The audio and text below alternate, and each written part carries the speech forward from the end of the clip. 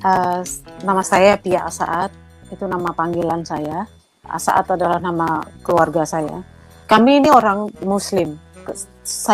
Kami orang Minang, mama dari Pariaman dan papa dari Bukit Tinggi. Benar-benar keluarga yang fanatik untuk agama Islam. Jadi umur 14 tahun saya tinggal mama, di mana saya baru sekali saya dipanggil guru ustazah untuk mengajarkan saya membaca Iqra, kalau nggak salah ya gitu. Karena saya nggak begitu mengerti sebenarnya, tapi setelah beberapa bulan ternyata saya nggak bisa ngikutin cara membacanya itu, kemudian saya stop. Kemungkinan Sobat Temulawakers ada yang kebingungan dengan kesaksian yang dikisahkan oleh Mami Murtadin ini. Mohon dimaklumin karena memang kalau dasarnya Oten sedang ngomong pasti nggak teratur, acak kadal. Ngakunya dia berasal dari keluarga Islam yang fanatik.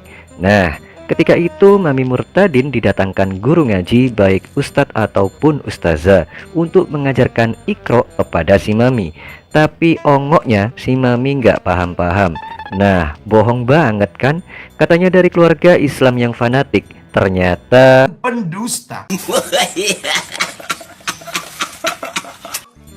Di kelas 3 SD itu, kami ini kalau dulu Islam dan Kristen itu atau agama lain tuh nggak ada masalah. Jadi kita yang Muslim semuanya sekolah di sekolah Kristen pun nggak masalah, sekolah Katolik, sekolah apa ya, nggak masalah itu.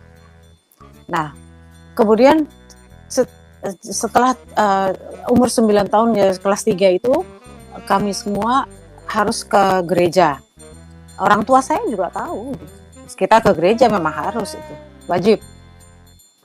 Kelas 3 kita masuk gereja. Kemudian saya sampai sekarang saya tidak pernah lupa bagaimana gereja itu membuat saya nyaman. masih anak-anak mau sekolah di sekolahan Islam ataupun di sekolahan Kristen itu memang gak ada masalah. Dan yang bermasalah itu ya Anda masih Islam tapi wajib ke gereja, kemudian merasa nyaman. Kan itu namanya Oten betina. Kemudian saya begitu senang kalau ikut acara-acara ke Kristenan itu, saya senang sekali gitu. Kampret. Eits, temulawak nih.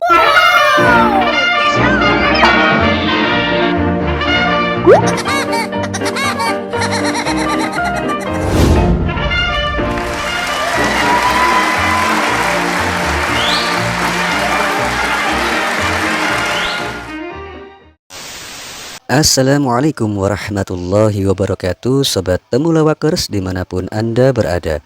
Apa kabar semuanya? Ya, semoga kalian semua dalam keadaan sehat walafiat. Alhamdulillah, alhamdulillah, alhamdulillah. Tiada Tuhan selain Allah, hanya Allah lah Tuhan yang patut disembah, dan hanya Allah lah satu-satunya Tuhan yang gak serupa dengan makhluk. Lalu bagaimana jika ada manusia yang hendak menyerupakan Tuhan dengan makhluk? Kemungkinan manusia tersebut seperti yang nampak di layar ini ya.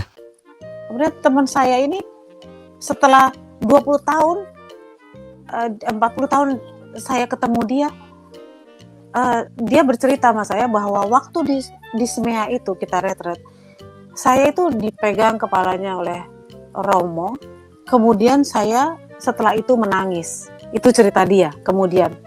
Jadi dia bilang, Pia, saya tuh nggak heran kalau kamu akhirnya memilih percaya Tuhan Yesus.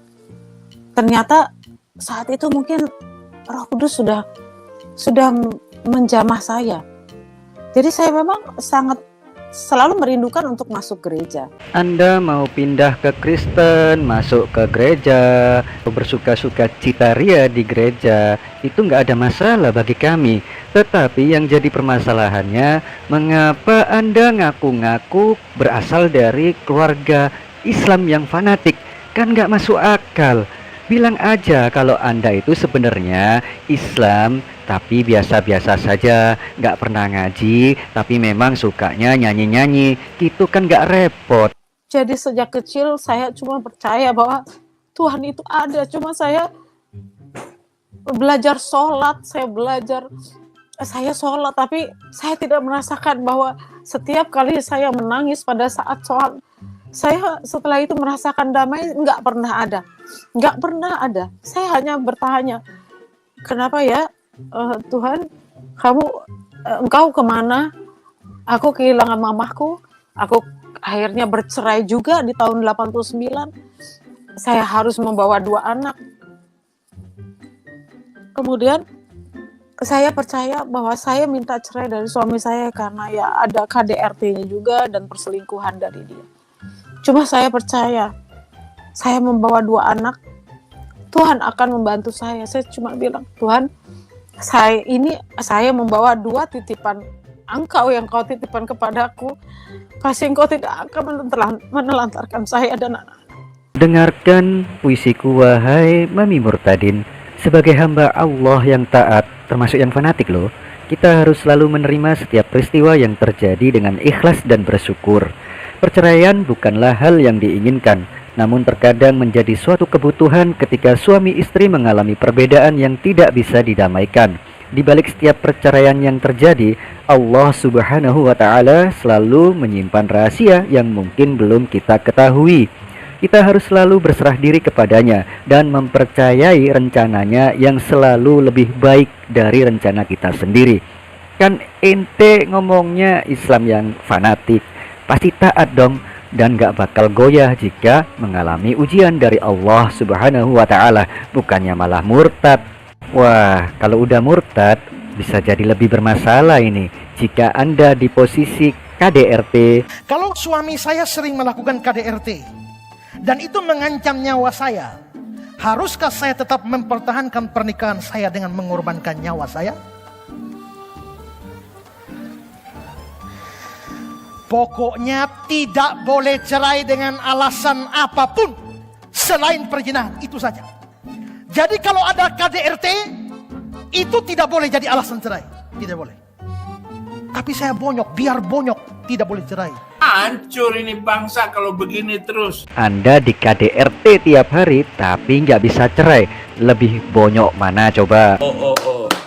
Terima kasih kepada kalian yang sudah tonton video ini sampai beres. Jangan lupa subscribe, nyalakan tombol notifikasinya, like and share ke seluruh penjuru dunia. Okelah Sobat Temulawakers, saya cukupkan videonya sampai di sini. Semoga kita semua selalu istiqomah di dalam agama Islam. Biarlah yang Bonyok, biar bonyok, tidak boleh cerai. pada murtad. Sampai jumpa di video Temulawak berikutnya. Assalamualaikum. Salam satu Tuhan.